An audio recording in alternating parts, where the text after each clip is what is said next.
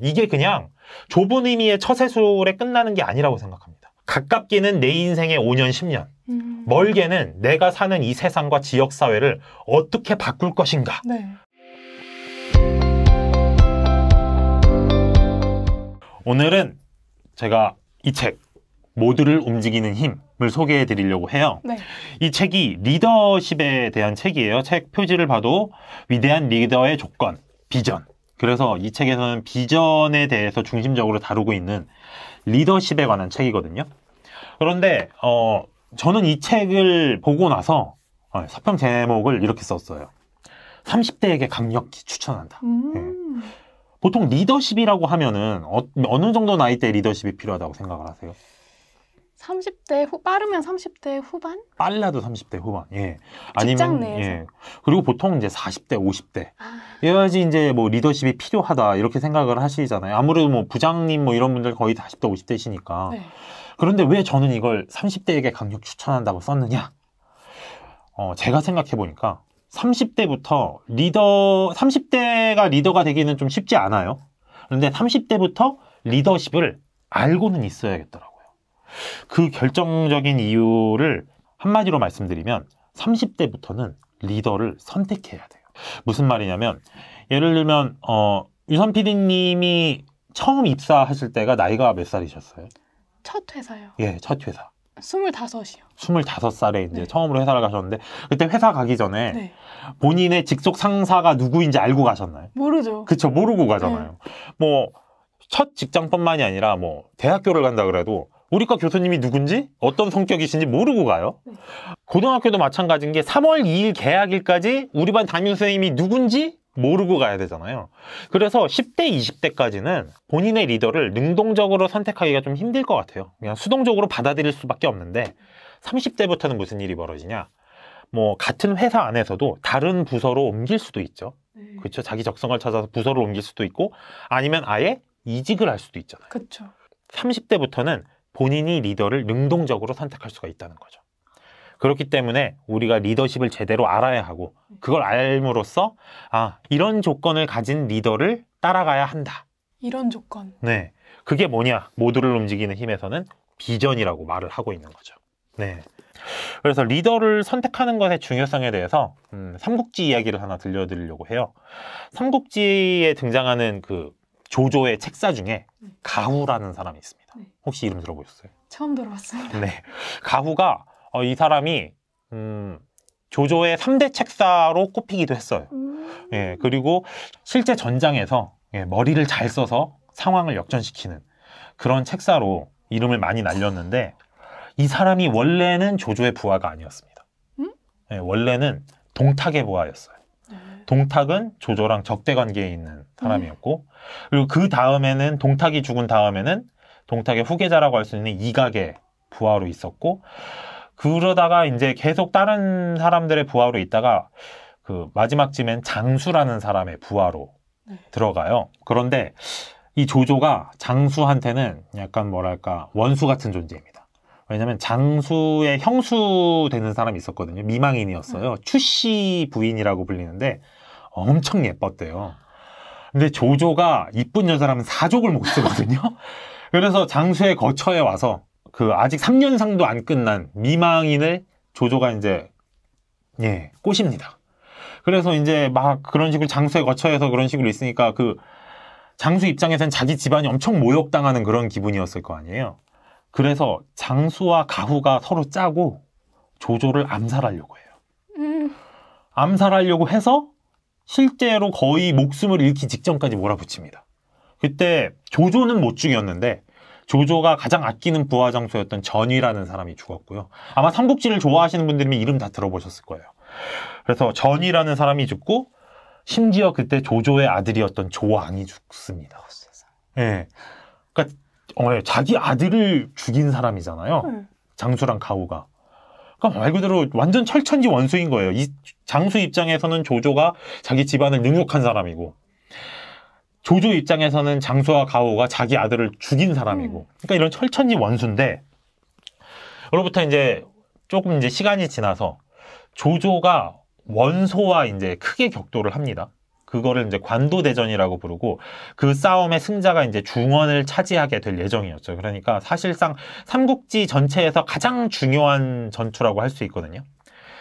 그런데 그 관도대전을 앞두고 이제 장수의 입장에서는 선택의 기록에 놓인 거예요. 예. 조조 밑으로 들어갈 것이냐, 원소 밑으로 들어갈 것이냐. 근데 이제 과거에 전력이 있지 않습니까? 조조가 본인 집안을 농락했고 본인은 조조를 죽기 직전까지 몰아붙였고 심지어 그래서 아들을 죽였고 그래서 이제 가우한테 장수가 우리 아무래도 원소 밑으로 가야겠지라고 했는데 가우가 그때 뭐라고 얘기를 하느냐? 아닙니다. 조조 밑으로 들어가야 됩니다. 이렇게 얘기를 해요. 그때 했던 얘기가 조조는 천자를 받더니 그게 첫 번째 이유입니다. 그리고 원소는 강성한데 우리는 군사가 적어서 그를 따른다 해도 필히 우리를 중히 여기지 않을 것입니다. 그래서 조조 밑으로 가야 하고 마지막으로 조조는 패왕의 뜻을 가진 자라 사사로운 원한을 풀어버리니 조조의 밑으로 들어가야 합니다. 이렇게 얘기를 해요. 그러니까 여기서 말하는 첫 번째, 두 번째 이유는 좀 현실적인 이유였고 마지막 세 번째 이유가 그거였죠. 조조는 비전을 가진 사람이다. 그래서 비전을 갖고 있기 때문에 사사로운 원한으로 우리를 판단하지 않을 것이다. 라고 가우는 생각을 한 거고 실제로 장수와 가우가 그렇게 조조 밑으로 들어갔을 때 조조가 굉장히 환대를 했다고 합니다. 와. 네. 그리고 나서 이제 가우는 조조 밑에서 많은 공을 세웠고 네, 조조의 3대 책사로 불리기까지 된 거죠. 대단하네요. 네. 사실 여기서 보면은 가우에 살면서 저는 뭘 배워야 한다고 생각하냐면 훌륭한 리더를 선택하는 것이 한 사람의 인생에 엄청난 영향을 끼칠 수 있다는 점이에요. 예를 들어서 가우가 원소 밑으로 들어가면 어떻게 됐을까요? 가우가 말한 대로 별로 그렇게 눈에 띄지도 않았을 거고 심지어 원소는 조조한테 패했잖아요. 원소 밑에 있다가 조조한테 패하면 그냥 가우는 뭐 거기서 정치 인생이 끝난다고 봐야죠. 하지만 조조 밑으로 들어갔고 조조는 승리했고 그 결과 가우의 인생도 승승장구할 수 있었다는 거. 네. 그 가후라는 사람이 엄청 똑똑한 것 같아요. 네, 그리고 좀 냉철한 것 같아요. 맞습니다. 이게 되게 어떻게 보면은 교활하다고 할 정도로 네, 그렇게 똑똑한 인물이었죠. 네. 그런데 그런 만큼 현실을 제대로 볼 줄 알았고 사실 그때 당시의 세력을 보면은 원소가 이길 거라고 생각하는 게 정상이었어요. 네, 정배라고 하죠. 원소가 이기는 게 정배였는데 가우는 역배를 들어갔고 그 역배가 제대로 터진 거죠. 네. 배팅한 거네요. 그쵸. 솔직히 배팅을 한 거잖아요. 진짜 자기 인생을 걸고 배팅을 한 거잖아요. 그때 그 훌륭한 리더를 선택하게 했던 중요한 기준 중에 하나가 뭐였다? 비전, 패왕의 뜻을 갖고 있느냐를 따져봤다는 것이죠. 그래서 처음에 말씀드렸다시피 30대가 되면 이제 리더를 능동적으로 선택을 해야 돼요. 그럼 그때 어떤 리더를 선택해야 하느냐? 네. 어떤 리더가 당신이 따를 만한 좋은 리더이냐? 이거를 보여주는 책이 저는 모두를 움직이는 힘이라고 봐요. 그리고 그 핵심을 이 책에서는 비전이라고 이야기를 하고 있는 것이죠. 이 모두를 움직이는 힘에서 비전의 중요성을 정말 극적으로 보여주는 장면이 하나 있거든요. 뭐였냐면 그 주인공이 케네디 대통령입니다. 케네디 대통령이 미국의 대통령이었고 지금도 가장 많은 미국인이 사랑하고 있는 대통령인데 뭐 그분이 이룬 업적이 많이 있지만 가장 중요한 업적 중에 하나를 꼽으라면 미국의 우주 개발을 시작했다는 거. 그래서 달에 착륙했다는 거. 네. 사실 근데 케네디가 처음으로 인류를 달에 보내겠다는 계획을 발표했을 때는 반응이 어땠을 것 같으세요? 안 믿겠죠? 그렇죠.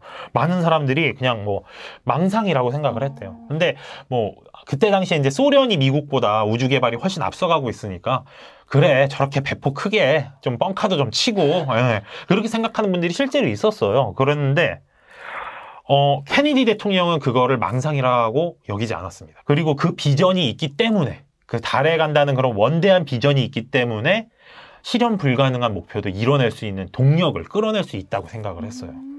그거를 되게 극적으로 보여주는 이야기가 있는데 나사에서 나온 한 보고서에 실린 이야기거든요. 나사에서 청소부를 하던 분이 있었대요. 그분한테 지금 뭐 하고 있냐고, 직책이 뭐냐고 이렇게 물었는데 그분이 이렇게 대답을 했다고 합니다. 나는 바닥 청소를 하는 것이 아니라 인간을 달에 보내는 일에 참여하고 있습니다. 이게 그러니까 예, 진짜 너무 멋있지 않아요? 이게 그러니까 그 사람한테는 바닥을 청소하는 일이 단순 바닥 청소가 아니라 인류를 달에 보낸다는 그 비전에 포함되는 일이었던 거예요. 그러니까 당연히 그 동기부여가 그냥 청소하는 차원이 다를 수밖에 없고요. 그래서 책 모두를 움직이는 힘에서는 비전에 관해서 10가지 질문을 던지고 이에 대답하는 방식으로 독자분들에게 진정한 비전이 무엇인지 설명해주고 있습니다. 그래서 올바른 비전을 가진 리더가 되는 법을 이 책에서 설명을 하고 있다면 저는 이렇게 생각을 한 거죠. 30대에도 이 책을 알아야 되는 이유는 그 올바른 비전을 가지고 있는 리더를 구분하기 위해서. 어떤 리더가 올바른 비전을 가지고 있는지, 어떤 리더는 비전이 없는지 그걸 구분할 줄 알아야 좋은 리더 밑으로 들어갈 수가 있잖아요. 네. 실제로 책에서도 그런 내용들이 나와요. 뭐 비전이 없는 지도자가 가져오는 6가지 문제 해서 뭐 미래에 대한 대비책, 결여, 뭐 돈, 시간, 인재 낭비 이런 식으로 비전이 없을 때 가져오는 문제점에 대해서 설명을 해주거든요. 네. 그런 걸 우리가 알아야 30대부터 알아야 좋은 리더 밑에서 좋은 사회생활을 시작할 수 있다는 거. 요거를 다른 말로 하면은 줄을 잘 서야 한다. 이런 개념으로도 이야기를 할 수 있거든요.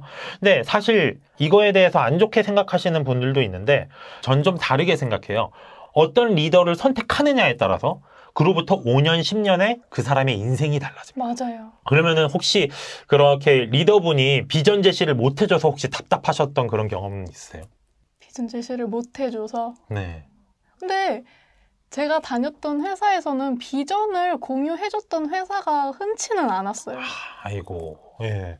비전을 공유 자체도 안 해주고. 네, 그냥 하루하루 일하고 야근하는 거 이렇게 급급한 그런 곳도 있었고. 사실 그러면은 뭐가 문제냐면 번아웃이 금방 와요. 맞아요. 예, 이게 내가 왜 뭐 하고 있는 건지도 모르겠고, 이걸로 뭐 돈을 버는 건지도 모르겠고, 그렇게 살면은 진짜 금방 지치거든요. 근데 여기서 또 중요한 게 비전이 있으면 버티는 힘이 생깁니다. 이게 힘들어도 언젠가는 내가 장밋 미래로 나아가고 있다는 거. 언젠가는 그 약속의 땅으로 도착한다는 거. 선장이 그걸 보여줘야지 선원들이 그 희망을 잃지 않고 힘든 날들을 견딜 수 있는 거고요. 그러니까 그런 걸 제시할 수 있는 리더 밑으로 들어가는 게 중요하다. 그래서 이거는 단순히 줄을 잘 서는 걸 넘어서 내 인생의 5년, 10년을 허투루 낭비하지 않기 위해서라도 꼭 알고 있어야 되는 개념이고요. 그리고 저도 이제 그 신 박사님하고 고 작가님하고 같이 일을 하면서 좋았던 게 그거였는데 이분들이 말하는 비전은 어떤 그 조직의 비전에 그치질 않아요. 더 나아가서 우리가 이런 상품을 만들고 이런 기획을 함으로써 우리 주변 사회에 어떤 영향을 끼칠 수 있는가에 맞아요. 대해서 꾸준히 고민을 하시거든요. 그러면 그 얘기는 뭐냐면 그런 비전을 갖고 있는 리더와 함께 하면은 내가 사회에 끼치는 영향력도 그만큼 달라질 수밖에 없어요. 맞아요. 네. 그래서 저는 줄을 잘 선다. 이게 그냥 좁은 의미의 처세술에 끝나는 게 아니라고 생각합니다. 가깝게는 내 인생의 5년, 10년. 멀게는 내가 사는 이 세상과 지역사회를 어떻게 바꿀 것인가를 결정하는 게 바로 줄을 선다는 거에 맞아요. 진정한 의미가 아닐까 싶어요. 그리고 그 비전을 이제 지켜나가는 그룹을 보면은 더 확신이 생기고 믿음도 생기고 이렇게 선순환이 도는 것 같아요. 그렇죠. 비전이 있어서 믿음이 생기고 그 믿음을 지켜나가는 걸 보면서 또 비전이 생기고. 사자성어 중에 양금택목이라는 말이 있거든요. 이게 무슨 말이냐면 좋은 새는 나무를 가려서 둥지를 튼다고 해요. 저는 이게 30대가 리더십을 배워야 하는 가장 중요한 이유가 아닐까 싶습니다. 여러분들이 앞으로 사회생활을 하기 위해서 둥지를 어디에 틀어야 할 것인가? 둥지를 틀기 좋은 나무를 선택하는데 모두를 움직이는 힘이 큰 도움이 되지 않을까? 이렇게 말씀을 드리고 싶습니다. 네, 이게 이제 리더를 잘 고르는 것도 중요하고 이 책이 교보문고에 그 댓글을 하나 봤어요. 이게 리더가 아닌 일반인이 읽기에도 좋은 이유가 누구나 자기 인생에는 리더가 본인이니까. 그래서 이게 리더가 되고 싶은 분들뿐만 아니라 자기 인생의 리더가 되고 싶은 분들이 읽어도 너무 좋겠더라고요. 누구나 자기 인생에서는 리더잖아요. 네. 사실 내 인생의 CEO가 나라는 생각을 하면 이렇게 살면 안 될 것 같은데 더 빡세게 살아야 될 것 같은데 사실 그냥 빡세게 사는 게 아니라 어떻게 빡세게 살아야 하느냐, 어느 방향으로 노력을 해야 될 것이냐, 이걸 알기 위해서 우리가 공부를 하는 거거든요. 여러분들이 모두를 움직이는 힘을 읽으시고 내 인생을 이끌어 나갈 비전 있는 리더가 되는 방법을 배워가실 수 있으면 좋을 것 같습니다.